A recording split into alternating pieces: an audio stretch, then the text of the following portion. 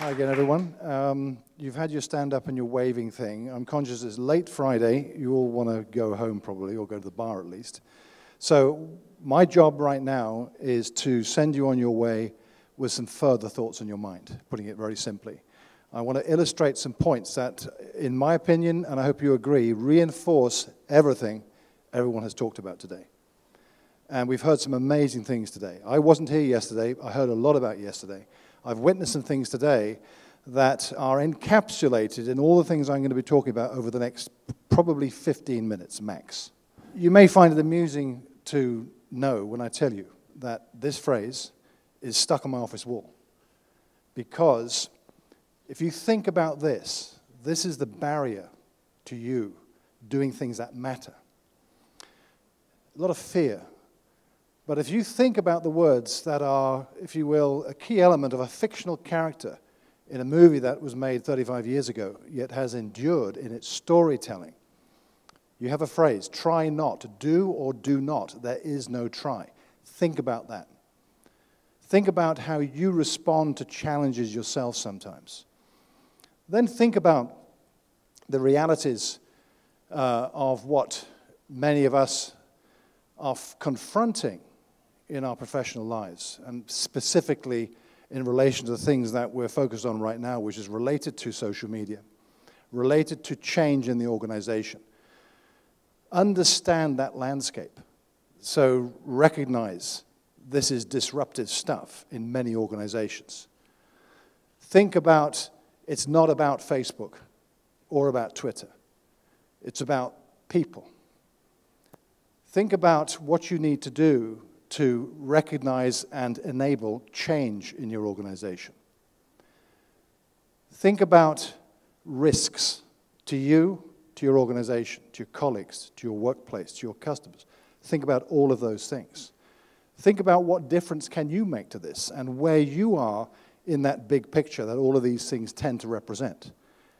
And it's probably not surprising that this is too big thought occurs to you, as it did to Luke Skywalker in Star Wars in that training session with Yoda. But I would argue one point about all of this, and that's probably best encapsulated in many ways in this cartoon from one of the masters of communication from way back in the early days in particular, who is still very relevant today. A cartoonist called Hugh MacLeod. And this is a cartoon of Hugh's that I've used a lot to illustrate the point. It's not about the software. Not what it does, it's what the user does. You may think, well, yeah, but it's so obvious. Exactly, it is so obvious. It's not about a Facebook page. It's not about a Twitter handle. Not about Google+, LinkedIn, or any of that stuff that I've heard others say this today as well. It's about what people do with them, what you enable people to do with them. Whatever your position is, your role is, in your own organization or as a small independent business, an entrepreneur, whatever it is that you might do professionally. It is making something happen. It is the do, not the try. And you can achieve more if you think about the words that phrase truly does mean. I think about them every day because they color my own judgment on how I approach things that look difficult. Doesn't mean to say I'm successful each time, but I think about them differently than I otherwise would have if I just try. Because try is a cop-out, if you think about that. It lets you excuse yourself when you don't do something. So what we've heard today, what I've heard today certainly, what you've all heard today, is much of this articulated in different ways using different examples. I'll boil it down in a sense to your responsibility, my responsibility, our responsibility. If you have an idea, if you have something you truly do believe that you can achieve, you can do for your organization, for your employer, your client, whoever it might be, you have a responsibility to do something that actually does matter. If you say, well, I'll give it a try, that's a total cop-out. If you believe in something, you see obstacles in the organization, you have to surmount those obstacles.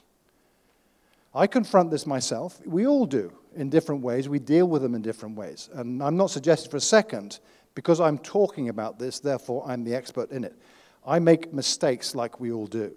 I don't succeed in many of these things myself. I sometimes don't approach them the right way either. I wake up grumpy one day or whatever it might be, haven't had my coffee fix or whatever. I'm a human being as we all are. Who's perfect? But I do know from my own experience that your mindset shift must be in gear properly for you to be able to have the courage of your conviction and exercise that responsibility that I am suggesting strongly to you, you have if you have an idea that you think worth executing on. So if you've got the boss who is the boss from hell, who is going to give you a hard time or something, you have to surmount that. Not, therefore I won't do it because the boss will never approve. Do not do that. It actually takes courage. That's the title of this little mini session here. You have to be courageous. That is an easy thing for me to say, and anyone to say. Do is very different. There are risks involved. But if you are truly, truly believing in your idea, and you believe that you are able to make a difference, and what you do really does matter, you will find a way to do that. How? Well, we'll come to that in a second. There's a lady I met a few years ago called Esther Dyson, who was actually an investor in the company I was working for at the time. This was about 10, 15 years ago. And she said something, again, one of those phrases that has always stuck in my mind. And I follow this, maxims like this, I do. She says, always make new mistakes. There's two key words in that, the always and the new. So you don't want to always be making the same mistakes, which is what I see a lot of people doing. Make new mistakes. That means try something. It fails. Try something else. Try something. It didn't quite work out the way you expected. It was kind of okay, but it's not what you're focused on. Try something else. Now, someone mentioned, one of our speakers this morning, that in this country, we don't encourage failure. And I think that's largely true. It's more difficult. In the United States, generally, places like California particularly, failure is encouraged. It's kind of like, you haven't had your first bankruptcy, therefore you're not really doing very well. Or your business hasn't folded. You pick yourself up and start over. You can do this here. It just takes a mixture of things like a different approach and different people that you need to connect with. But have this in your mind too. Along with the words of Yoda, think of what Esther Dyson has to say. Now what I've described on the slide is taken from a Wikipedia entry. A catalyst of startups is how her first line of her description about herself reads. That's actually a pretty good description. She's also a philanthropist. She's involved in space exploration by investing in companies who do that kind of thing. Biogenetics. She's a very interesting woman. She's 60 years old. Very influential in a quiet way. And someone worth paying attention to, incidentally. She's on Twitter, and you can follow what she has to say. But always make new mistakes is something to keep in your mind, too, when you have to do things that require a little bit of courage. Which brings me to I suppose, the key point of this. What can you do right now? What can you do that will enable you to execute on an idea that you have that hopefully is going to succeed the way you see it, or at least is going to catalyze other people to take some action? So you could be that aspect of chaos theory that we hear about, the butterfly in Japan and all that kind of thing. You could be those beating wings that starts a process that will fulfill you because you had the courage of your conviction to actually do it. Practically, let's bring it right down to the real world, that place we all occupy each day when we get up and get on the bus or the train or the car or walk. You have to calculate your risk. My experience of calculated risk in the context I'm telling you these things relating to social media and organization at a time of change. That slide I showed earlier, recognizing the elements of disruption, the fact that they are all about change, making people change behaviors, doing things differently and new in an organization, mean that you need to be able to convince people who will do their utmost to stop you. And that your activity in some organizations, I know people who've gone through this, can be career risking. So this is not something you do lightly, in which case you need to be absolutely sure of your story, and hence calculating your risk. So you weigh up the pros and the cons. If the cons outweigh the pros, it is probably suicidal to pursue the course of action. You need to therefore adjust. But these are the things that I say to companies I work with, people I talk to a great deal, and I try and practice all of these things myself. Whenever I approach something that I believe in work that I'm doing in particular.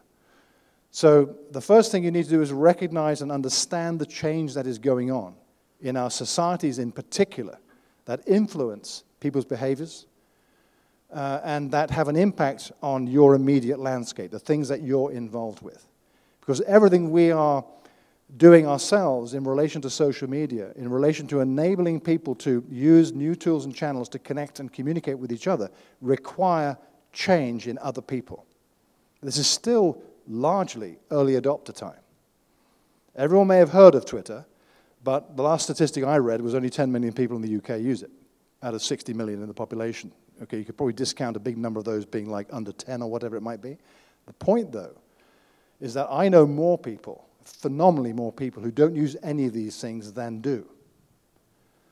So you have to understand that to put in context how you're going to present the idea in your courageous move in your organization when you've got that presentation with your boss or the group that's been set up to hear your story.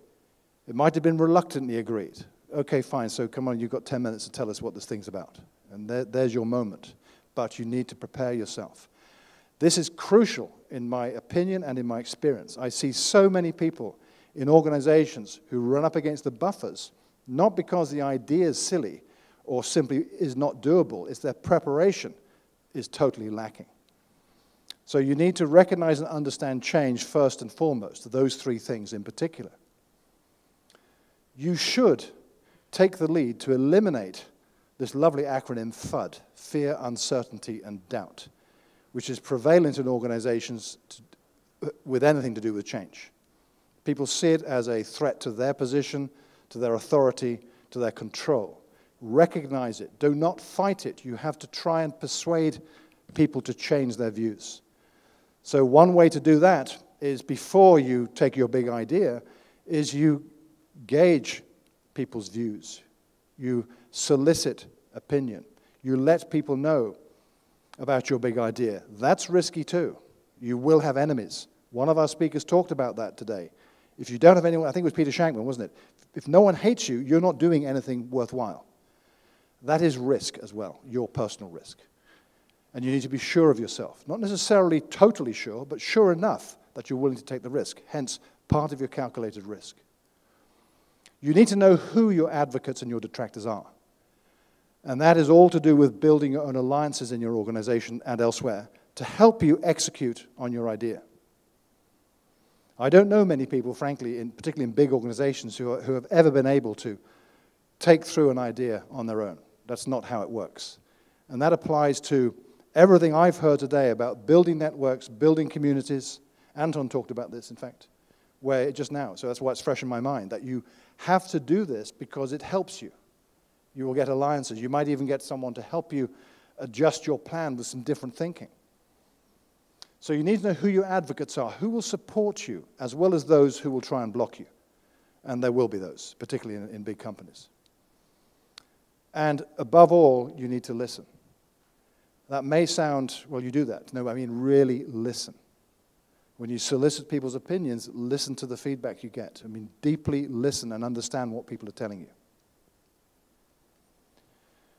Listening is paramount. And indeed, another quote that guides me a lot too, from someone, we all have heard of this man, Winston Churchill, but he said something way back at a time of great strife and conflict in this country. He said, courage is what it takes to stand up and speak. Courage is also what it takes to sit down and listen. So my advice to you, and I try and follow this myself, is don't talk, listen. If you have an idea, listen first. Listen to what people think. Listen to their opinions about the risks you're calculating, all those points about understanding behaviors and so forth.